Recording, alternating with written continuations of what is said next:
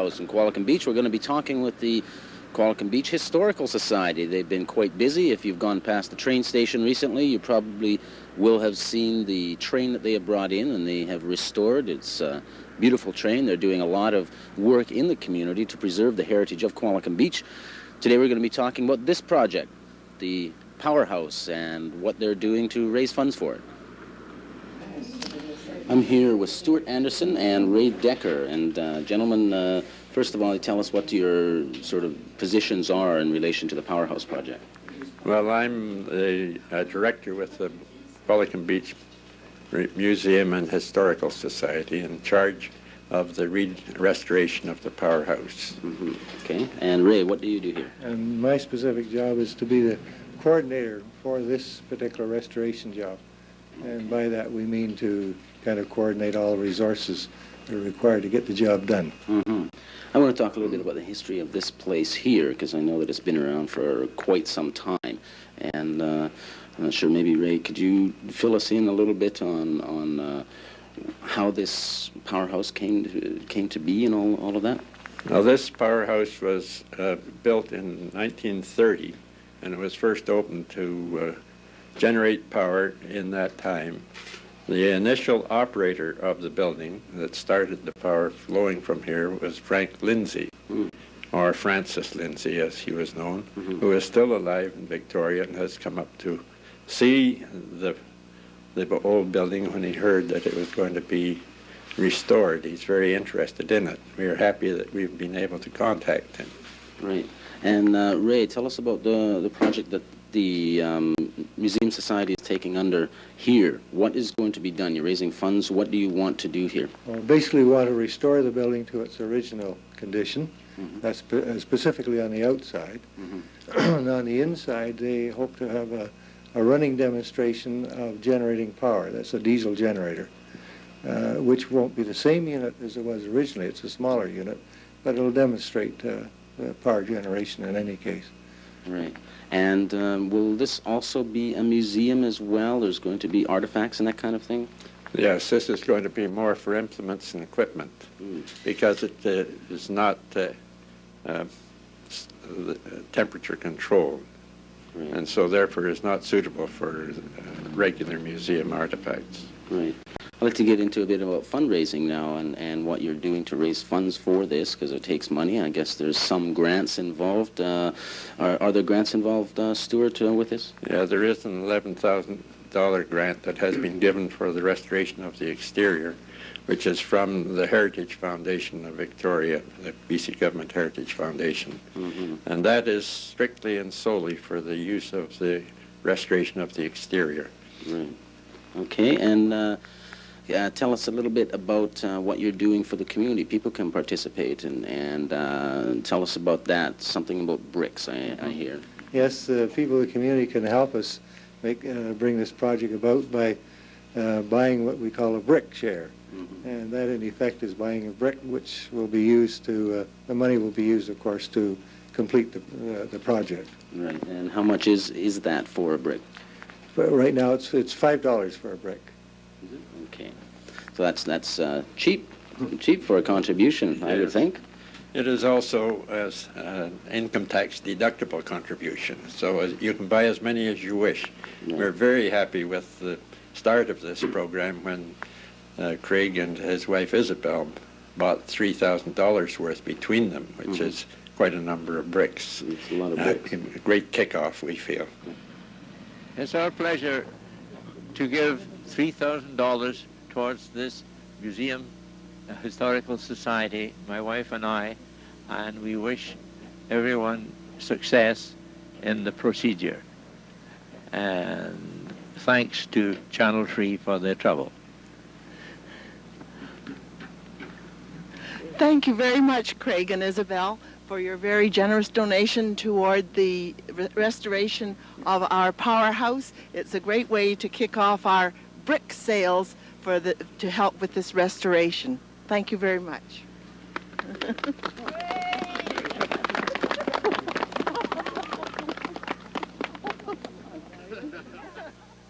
I see some blueprints on the wall, and I see a model On the table here, can you tell us what this is going to be? I guess this is the project as it will be in its final stage. Right. This is a drawing of the powerhouse, and which is described the work that has to be done, and was submitted to the Heritage Fund in order to get the fund released. And this drawing here is a proposal for putting together a museum proper, which will be reconstructing a powerhouse that was originally in Port Alberni. We have a lot of the steel and a lot of the bricks for it now. So on the model here, this illustrates the powerhouse as it is now, which we're going to restore.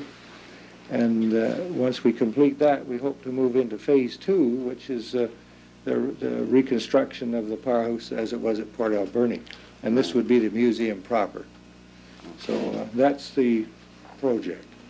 It's a big project, and Stuart, tell us how people can buy these bricks and become involved. Where are they going to be available to sell? There's going to be several locations where they can be purchased. In the meantime, our treasurer, who is Harry Large, and Vic Humphreys, who is our publicity man, are taking care of the sale of them and offering receipts. Okay. And I guess our president, Cora Skipsey, also is taking funds for the more the merrier. Great. I wanted to take a look at the other part of the powerhouse now, where the engine is, and you're going to show us basically what it is and what it used to do. Okay, Stuart, we're in the powerhouse proper here. Tell us about the engine behind us, how you managed to get a hold of it. Well, we became aware of this engine through one of the architects that worked on the feasibility study. David Spearing traced it down, actually, and it was owned by BC Hydro and was located at Alice Lake, which is on the highway between Qualicum, Squamish and Pembroke. Right. And it was not in use and had not been used for some time. And we managed to, our society managed to acquire this for $250, Really? which was the scrap value. Quite a scoop. Yes. Now, we were aware of it for about a year before we were able to go and acquire it. And we brought it down here in 2 pieces with the use of the municipal gravel truck. Right. It wasn't sufficiently sturdy to carry this whole piece, very heavy piece of equipment. So it's been sitting here, first of all, in 2 pieces for about a year. And then about a year or so ago, our diesel mechanic by the name of Vic Corcoran offered to put it together and set it on the base. He supplied the base and set this up on the pedestal, or on the base. Since then, he's been called back to work, and he has just become free again, and so he's going to have it operating for us, we hope, perhaps before the summer. So that'll be operating for demonstration purposes mainly, I guess. Eh? That will be all. It'll be it's not going to be generating power for, but occasionally we'll turn it on, maybe turn some lights on and that sort of thing. Now, for the rest of the powerhouse in here, what's going to be happening in this area? This is all going to be for equipment and that type of thing. So we have one other small gas generator which we will put in here. And then we have this area, as you know, is a logging area. I understand that we have a drag saw, which is an old-time power saw, and also maybe other pieces of equipment of that nature. But we will have lots to fill it. There's no question about that. Right. Okay. Thanks again for talking with us. Thank you very much for the time with the TV station. We're happy to have the publicity. Okay. Thank you, Chris. We've been talking with members of the Qualicum Beach Historical Society up here in Qualicum at the Powerhouse Project. For Shoreline Magazine, I'm Chris Bradshaw.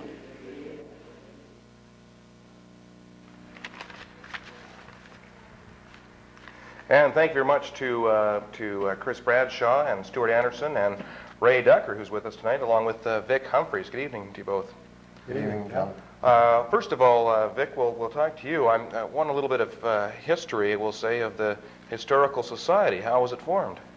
It was formed in early 1984, shortly after the town of Qualicum Beach acquired the powerhouse and the site from BC Hydro.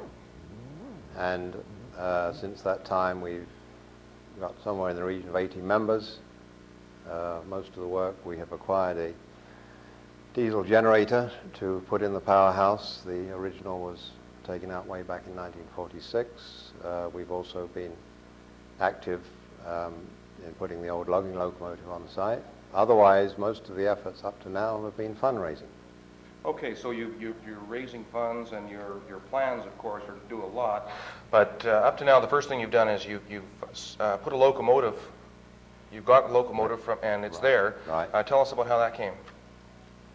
That was acquired earlier, before my time with the society.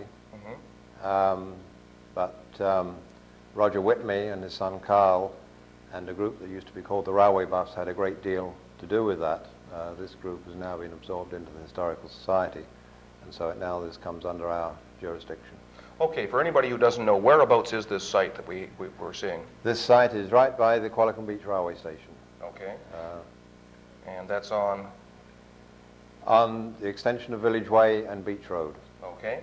Now the train is one of the things you've been working towards, and you've got a lot of other projects in the works for that same site. How are you raising money? Our main method at the moment is our Buy Brick campaign. Okay. The society acquired 14,000 bricks when they got a similar powerhouse from Port Alberni. The bricks are now stored on site. We've now started a campaign to sell these bricks at $5 each, which, as Stuart mentioned, is income tax deductible.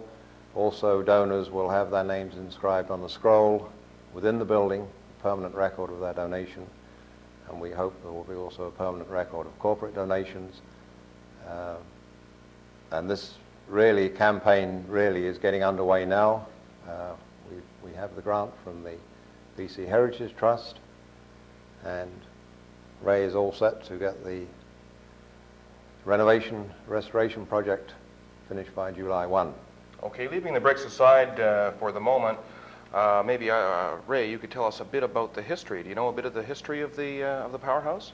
I'm not an expert in it, John, but I believe it started somewhere around the 29s or 30s and ran through, I think, to around, Vic can probably correct me if I'm wrong, around 1935, somewhere around that.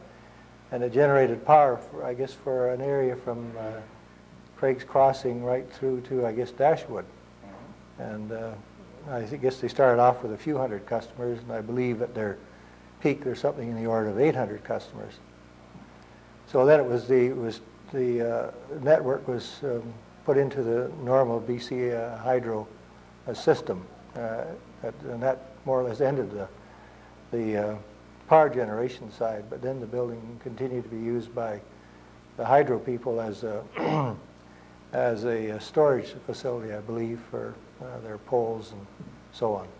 Okay, now you're Ray, you're the project coordinator, I guess is the title that they give to you. Yes.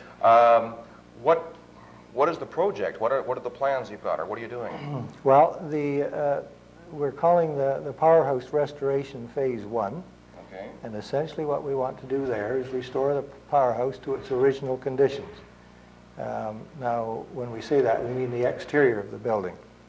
The interior will not be identical as it was in the original days, mainly because we don't have the large generators that were there. But we do have a smaller generator, which is going to demonstrate developing power. But the outside of the building essentially has to be brought back, as I said, to its original state. And that requires some doorways that are being put in that have to be bricked up and put into windows and so on. But we have to bring it back to as it was in the beginning. Okay, now you're also going to put a museum in, I understand. That's Right. The plan is there. Yeah, that will be the start of it. And In phase 2, in the second building, which we also hope to build, then that, I guess, would be called the museum proper. So it'll be kind of a little museum complex, I guess you could say. So that's the kind of the overall plan. Well, you guys are doing great work, and it seems to be coming along quite well. Back to this, the brick, well, the brick shares is almost what it's called, but not to be confused with the government brick shares. We saw in the film just earlier that Mr. and Mrs. Craig Reed donated $3,000. I guess they got 600 bricks for that. So of course they're one of the more notable donations. How does somebody go about getting a brick, or how do you do it? You can go into the Qualicum home improvement store. They will be happy to take your money from you. Villagers Menswear will also take the money and give you a temporary receipt. The tax receipt will come later from us, of course. The Mulberry Bookstore will also accept them, and the Bank of Commerce in Qualicum will also accept them. You get a brick share, which we saw as a certificate. Right. You also get, like, does your name go on a brick?